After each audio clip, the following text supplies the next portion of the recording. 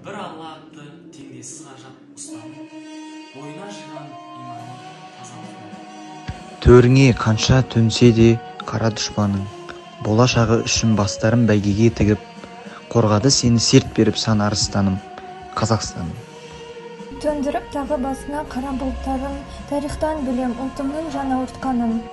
Ұрпақтарыңның бұлғаған балалық шағын, қариялардың ұрлаған даналық шамын, замандарда өттау жататын тоналып, бағың Қазақстаным. Өмір өзеннің бұлқынған долағыстарын елеңде қылмай еңкеймей алабұртпадың.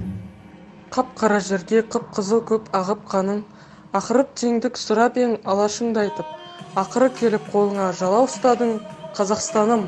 Босатып тордан зарыққан дала құстарын, алдыңнан атты нұр шашып, ағарып таңың.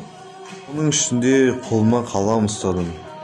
Жүрегіменен жүремін үнемі сезіп, бойыңда сенің асқақ рухтара күш барын, Қазақстаным. Сіздерді республикамыздың әр азамат үшін айтулы мереке тәуелсіздік күнімен шын жүректен құттықтаймыз. Тәуелсіздік бұл бостандық, күш, молшылық және рухани байлық. Бұл күн ата-бабамыз аңсаған арманның жүзеге асқан, елімізге еркіндік сыйлаған ұлы күн. Әр халық үшін тәуелсіздіктен де артық, қасиетті де қымбат ештеңе. Бостандық пен игілік болып табылатын осы салтанатты күні сіздерге бақыт, бақ-дәулет және де ырыс тілейміз.